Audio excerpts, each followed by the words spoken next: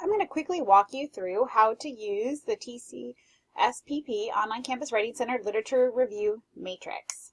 We strongly recommend that students track their literature review notes using a Microsoft Excel spreadsheet. It's going to allow for much easier organization and collection of your information as you're getting ready to write your literature review. As you can see, we have a number of columns here. I don't want you to think of this so much as a spreadsheet where you need to capture all of your information in one view. You're going to see that this spreadsheet goes on for several columns, and that's okay because you don't necessarily need to read the entire line again in one capture. Each of these columns is going to serve a very different purpose. I'm going to walk you through that. Columns A and B, this is going to be both your in-text citation information. So in all of your in-text citations, you need to know your author's last name, the surname, as well as the publication year.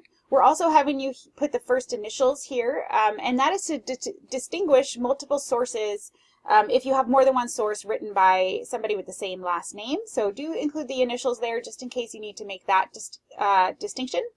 Your publication date. So your publication date is required in your in-text citation. This is also going to help you when you're putting together your research strategy section, be able to identify very quickly how many sources that you have that are considered current literature. So the current empirical research that needs to make up the majority of your literature review. And by current, typically that means within the past 5 years of when you will publish your dissertation. So make sure you're tracking that publication date. The title of the source, the publisher or the periodical. So if it's a book, you'll put the publishing house, periodical, you'll put the journal title. Which database you retrieved this from, that's going to be important because in your search strategy section, you need to indicate which databases you use. You also need to indicate the keywords that you used within those databases. You're going to need to indicate which libraries you visited.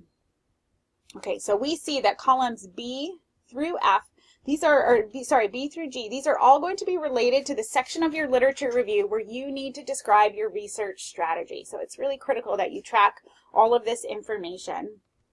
Now we're going to move over, we're going to take a look at columns H through O. So we see here, we're collecting a number of pieces of information on each source related to their theorists that might have been mentioned, the methods, design, population, sample, problem, purpose, and research questions. Essentially what you're doing is you're gathering as much information from the sources you read about how those particular authors presented their research, asked questions, selected an appropriate research design, population, sample, and so forth.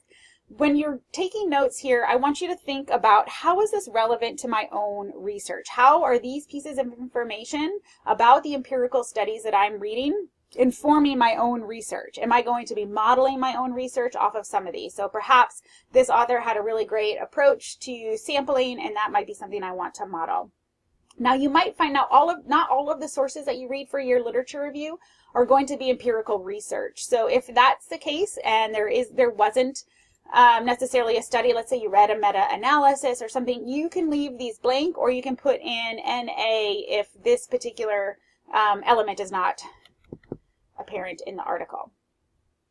So let's move now over to columns P through R. This is really the meat and bones of your literature review matrix. This is where you are developing the content for your actual literature review. Okay, you're summarizing and identifying the primary findings from each of the articles that you read. You're then beginning to write an analysis. So what was working, what didn't work.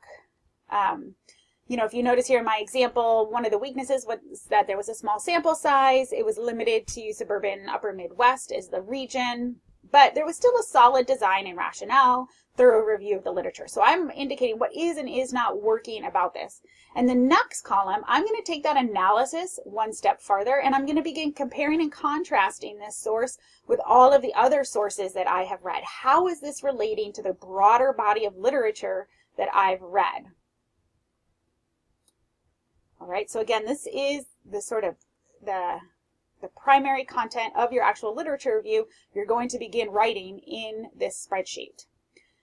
After you've done that analysis and that synthesis work, you then are going to begin using the spreadsheet to help you organize your literature review. Before you write your literature review, it's really critical that you have a very clear, precise outline of how you're going to present the content and how you're going to organize it. And you want to begin creating that outline here in your note-taking process. So you're going to begin conceptualizing what sections you might have in your literature review, organizing that by theme. So you're going to be sort of, in a way, almost coding the literature that you're reading, identifying primary themes across these sources.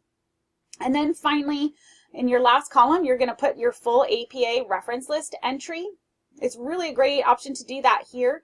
When you're ready to create that reference list, a really great tool would be to just sort this final column alphabetically, and then you can copy and paste that content into a reference list. You'll need to do a little tweaking for formatting, but not much, and then you'll just have your reference list built out right there, so you won't have to do that as an extra step at the end of writing your literature review.